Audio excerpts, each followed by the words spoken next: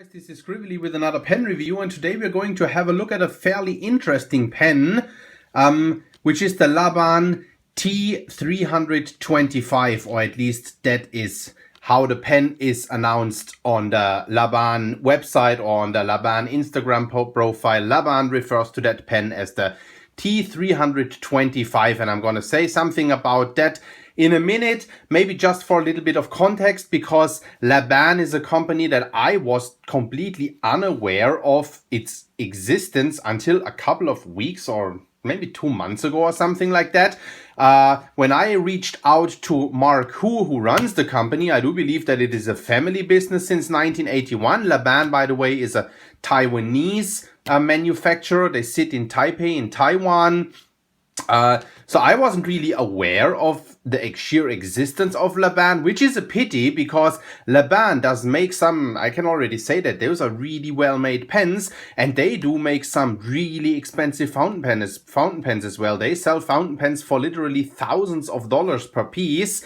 That come with gemstones and materials like silver and all that. So that pen here, so let's talk about the model again. As said on the Laban site, it's called, or the Instagram page, it's called T-325. I've just checked it up because it's not so readily available in Europe, but I found it on the website of, oh sorry, that was my paper that dropped. I found it on the website of penheaven.co.uk. That's where you can get those pens. On that website, they refer to this pen here as the, let me look that up again because I got two. I have another pen in here that I'm going to show you in a bit. That one here is called the Latte Cream fountain pen because it looks like a latte macchiato, and it actually reminded me a little bit of the this Pelican, what was it called? Coffee cream, I think, special edition. Reminds me a little bit of that. And then another one that I have in here that I'm going to show you in a bit is called the Latte Burgundy Swirl. And of course, as you can already tell from the name, that's a reddish pen. So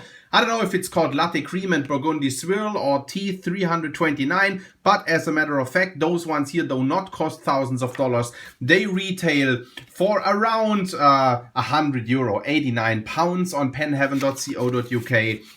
Around €100, which is still not an inexpensive pen, but it is certainly more affordable.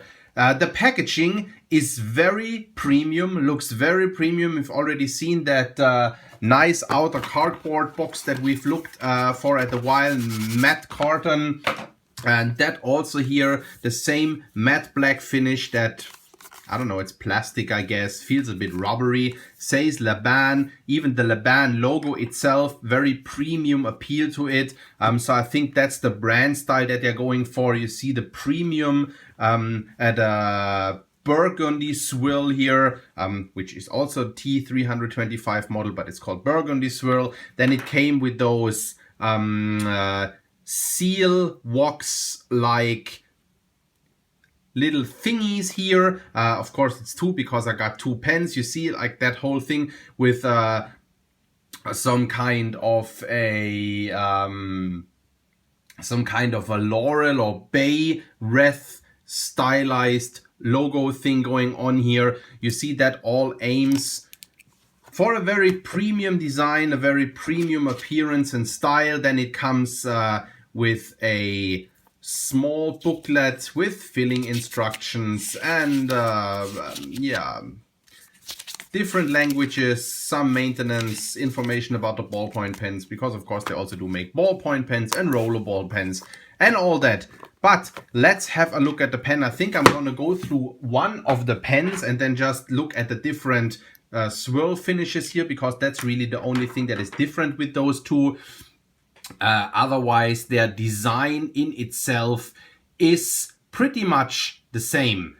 It's a fairly large pen. I'm going to compare it to a Lamy Safari in a minute, as I always do. My standard size reference pen is a fairly large pen. That's my first pen. That's my first impression. It's a very heavy pen, not very heavy, but it is a fairly heavy, well-constructed pen. It's by no means a Lamy Safari style lightweight pen. There's a lot of metal in the pen, so you definitely feel that. It feels very, very robust, very well constructed, I gotta say that. Yeah, and the design, I don't really know how to describe that. It it reminds me a bit of Pelikan pens. I don't know why. It doesn't actually really look like Pelikan pens, but it just reminds me of them a little bit, sort of. Has the cap that looks a little bit more bulky, a little bit more chunky as compared to the rest of the pen, and tapers down, has rounded off edges, not really a cigar shape, but sort of. So we start at the top of the cap. At the top of the cap, we have the golden finial in a domed cap, a golden finial in a domed cap with this, again, this bay leaf logo style with that is an L for Laban, some gritty stuff going on here. Now the camera really focused. Now you can see the logo very well. That looks really also premium, upmarket, very classy. I really like the way that looks. Then we have two golden bands around the cap here. A fairly simple clip that is on the it's not so much on the stiff side. It's very springy actually. But it's, I don't know what this manufacturing technique here is called in English, but it's put in here like that. And I can see that probably, I'm not sure if I trust that way of attaching a clip all that much. That looks like it could possibly break, but I'm not sure. Maybe not, because it's actually really springy. It's not very stiff. So I believe that works. I believe that works. It's probably not the first time they make such pens, so I believe it's something that will probably really work. So we have a center band here saying Laban, highly reflective. Hi there, you see my camera setup and everything. A golden center band there with that Laban logo on here that you've seen on the box before. Then we have another two golden rings with the cap color, a cap colored band in between. Then on this, let me call it cafe latte pen, you see something that actually looks like some coffee swirls in milk. That looks very nice, looks a little bit marbly. I really enjoy that, looks very classy, very beautiful. You can see that, very beautiful pen. Then we have a golden band here at the end of the pen. And then it finishes off with a end cap. It's a blind cap. You can't twist and turn that or something like that. That actually has the cap color. It repeats the cap color here. Let's have a look at the burgundy swirl. That looks like, yeah, it's a red wine burgundy color. All look the same. The finial looks the same. The clip is the same. Let's see if that, yeah, same springiness. Yeah, that is definitely usable. Yeah, I gotta correct myself. Maybe it's not prone to breaking. I'm not really sure about that, but you know, it does work. And then, yeah, I mean, all the design elements are the same red at the end cap here than we have here at the cap. And then you have a little bit of a deeper marbling, swirling in here. It has a little bit more depth to it. It looks a little bit more as if it consists of different layers. That here looks pretty two-dimensional, if I may call it like that, and that here looks a little bit more, you know, 3D. It looks like it has a transparent layer atop, and then the marbling layers, they lay a little bit deeper, and then it also has some sparkly things going onto it in here. It's both very, very beautiful finishes. It has a screw-on cap. I don't see an inner cap in here, but I had no issues with the nib drying out, so that works very well. Same here on that pen. And then they came with, I have a fine and a medium nib. I only have the fine inked here. It's both steel nibs. It says they are Bock nibs. To me, they totally look like Jowo nibs, but it says they are Bock nibs, so not really sure about that.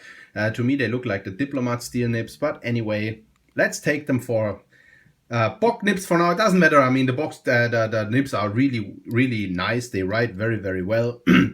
So one pen here came with a two-tone steel nib saying some scroll work on it, breather hole saying 3952, of which I have no idea what it stands for. Then it says Laban, then it says Germany, because either Bock or Jowo, they're both German nib manufacturers, so nib is made in Germany, and then it says F for fine here, and that nib here looks exactly the same, just that it's not a two-tone nib, but just a gold nib, says also 3952, of which again I don't know what it stands for, Laban, Germany again, and M for medium.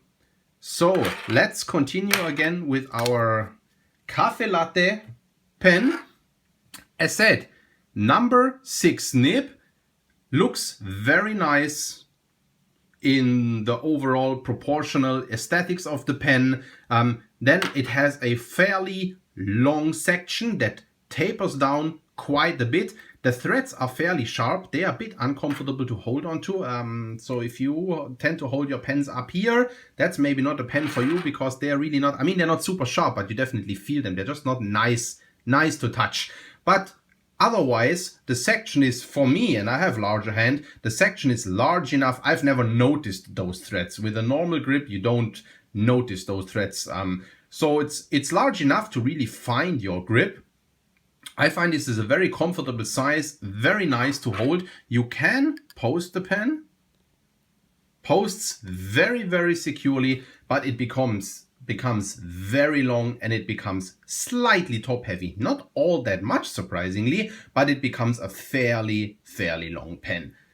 So for me, that is a perfect weight. Nice weight distribution, really. The weight lays around here. Very, very nice, very balanced pen. It's really a well-made pen. And you feel the construction quality of the pen when you screw on the cap. And that's also nice.